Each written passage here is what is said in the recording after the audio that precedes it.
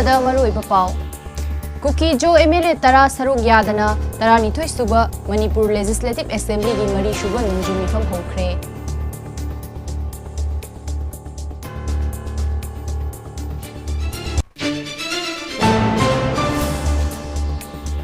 Assembly ꯃꯤꯐꯝꯒꯤ ꯃꯤꯐꯝ ꯐꯝꯗ꯭ꯔꯤꯉꯩ ꯑꯃꯗꯤ ꯃꯤꯐꯝ ꯆꯠꯊꯔꯤꯉꯩ ꯀꯨꯀꯤ ꯈꯨꯠꯂꯥꯏ ꯄꯥꯏꯕꯁꯤꯡꯅ ꯂꯟꯗꯥꯔꯛꯈ꯭ꯔꯦ꯫ ꯈꯨꯟꯖꯥ ꯅꯨꯄꯥ ꯑꯃꯒ ꯅꯨꯄꯤ ꯑꯃꯒ ꯄꯨꯟꯅ ꯑꯅꯤ ꯅꯣꯡꯃꯩꯅ ꯄꯥꯟꯗꯨꯅ ꯁꯣꯛꯂꯦ꯫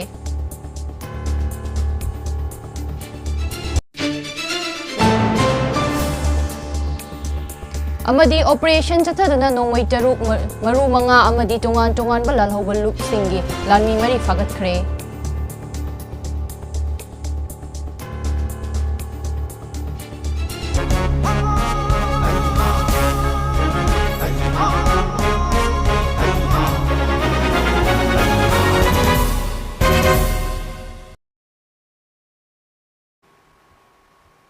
MAMI TV News Update miyeng tabiriba pumnamakpu taramna okchari pau sandokna pizari 12 suba Manipur Legislative Assembly gi 3 suba nongju mifam ngasi ayu pung 11 taba matamdagi phamba haukhre nongma khakki oiriba mifam asida Kuki Jo MLA taradi saruk yakhidre ngasi gi house ki mifam da speaker TI Saityabartana house ki business lokhot pagaloina na ahan bo oina obituary reference lokhot tuna laikhidraba house ki member singi mifam da ikai khumna ba utpa amadi makhoina hinglingai matamda tauramba singthaningai oiba maramda house ki member singna phongdoknare Panba yabadi chathariba mifam asida obituary reference pangthoklaba matung house the committee gi report sing thamgani madugi matungda atopa business sing lokholakadabani hauzik chathariba mifam asida Kuki Jo MLA singna sarukya khidabana makhoi singi phampham house ta hangna leikhi adum oinamak MLA tara adugi manungda minister Nepcha Kipken Letpau Haukip Churachandpur gi MLA LM Khongte cycle gi Kimnau Hangsing la Hanglep ki Lejamang Haukip Saitu gi Haukholet Kipgendi makhoina ngasi gi mifam asi yawba ngamlaroi maram aduna makhoi bu shuti pibiu haina assembly gi speaker da ngarang phawbugi manungda chirol bisalakhi haire aduga atopa MLA mari gi suti pirakhiba leite haire adum oinamak suti nirakliba MLA sing adugi suti house na pigadauri bara natraga piroidra haibadi khangmangamdri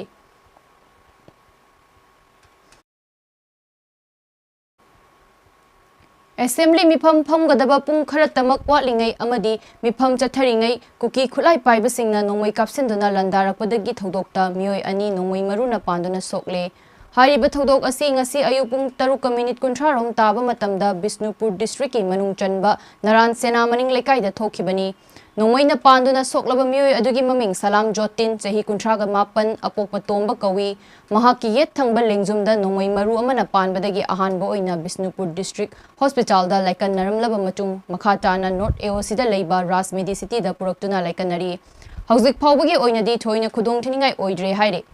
Thagdok asigi matangda MAMI TV na phangba pawgi matung inadi ngasi ayuk nongmaina panduna soklaba Jotinga atopa laikai aduda leiminaba Sunil kawba mioi amaga punna Naran Senada leiba second IRB post ki maning thangba sarukta labukta law shuba chatkhe mafam aduda Jotinna sajik falaga Sunilna law shuduna leiringai matamda Kuki khulai paiba singna nongmai round kaya kapsilakpadagi Jotin nongmaina panduna shokhibani hairi Thagdok adu thokraba matung khoisaunaraba maikei adungi miyamna second IRB gi post thomjinduna Kuki khulai paiba singna nongmai kapsalaklaga karigi handuna nongmai kapjibano haina irang haukhre hairi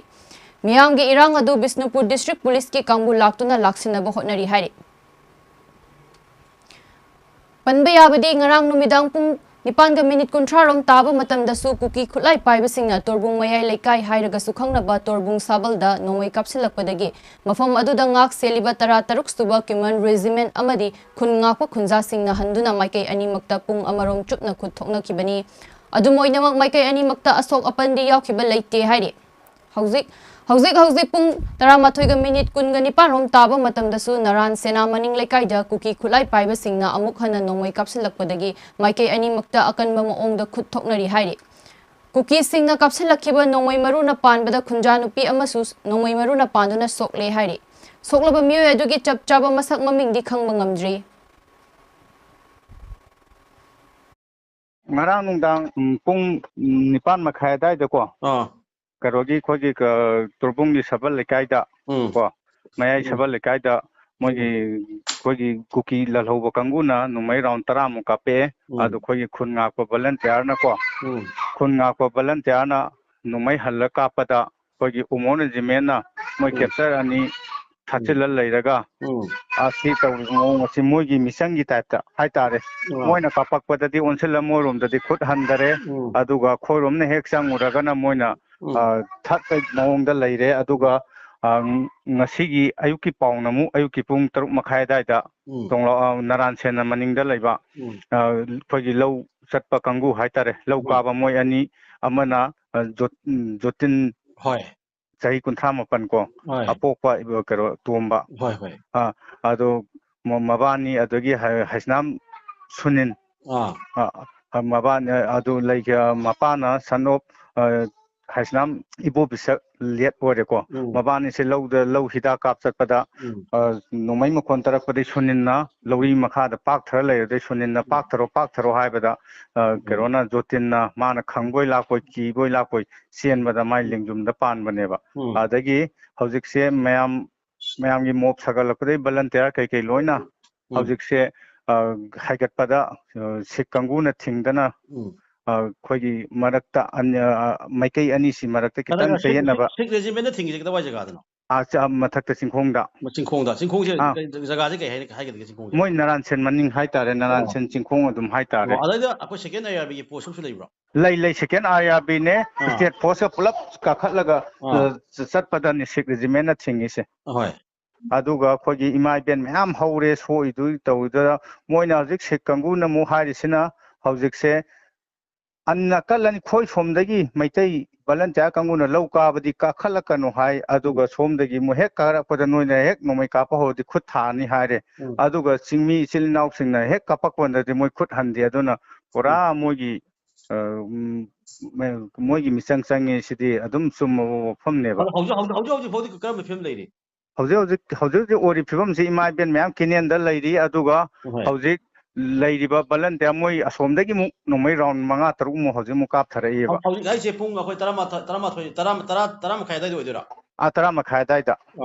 मदुददी मोय हौज लेरिबा security कुमोन जेमेन अदगी second IRB कांगुदि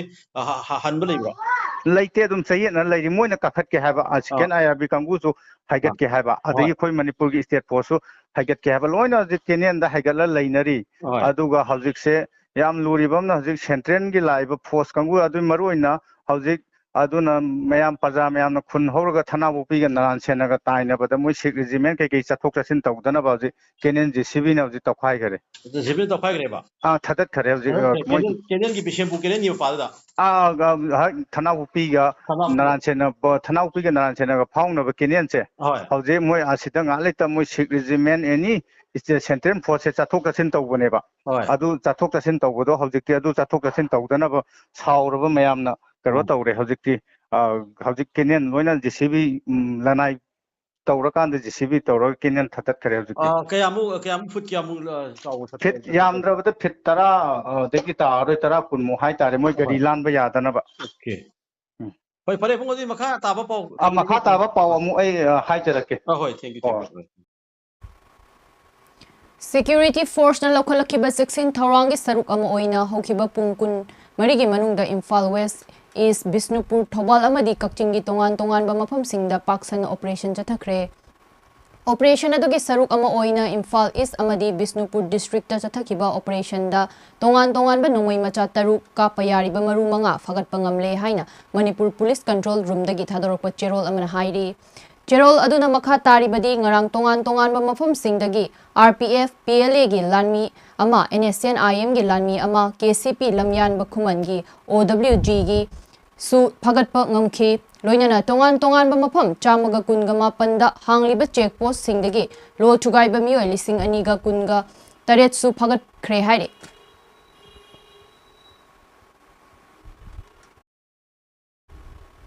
Hauzik lamdam asida oiriba irang asiga mari leinana ngarang numidang Chief Minister N Birena Mahaki Office General Officer Commanding in Chief of India Army Eastern Command Lieutenant General RP Kalita yauna atay official sing kauduna wari sanakre wari sanaba aduda hauzik oiriba irang asiga Manipur miyam da cooperation pinaba wafam Chief Minister gi maikaidagi thamlakhi haire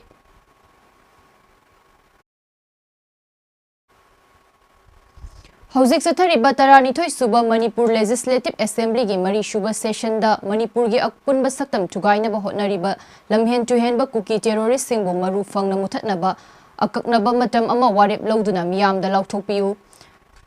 Saizang Pokpi Women's Voluntary Association Luang Sangbam na demand tawrakle Imphal East District ki Luang Sangbam Saizeng Pokpi da leiba loop asigi office ta Saizeng Pokpi Women's Voluntary Association gi thomi singna ngasi ayupung 12 dagi nungchil pung 3 phawba wakat mifam phamduna chathagadoriba mifamda tongan ba warip sing lo haiduna mifam phamkhre mifam adu da saruk yakhiba nong maithem madubala na hai haukiba August 3 dagi hauna kuki narco terrorist singna chatharakliba micham miyamgi yum mai thaba miyoi kya mihat mipun chathabada natana Manipur gi apunbagi saktam chugaiduna tonganba administration taliba asigi mayokta achetpa warep ama hayengi mifamda warep lawgadabani mifam asina chapchaba warep lawba ngamdrabadi Manipur lenga ki mayokta lamsing amagi Manipur miyam lorokpa phirep adu loop asina mapung phana support tawgani haike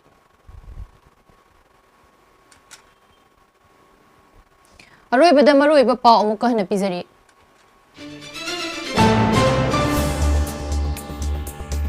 Kukizo MLA Tara Saruk Yadana Tara Nithoi Suba Manipur Legislative Assembly gi Mari Shuba Nongzumi Pham Hokre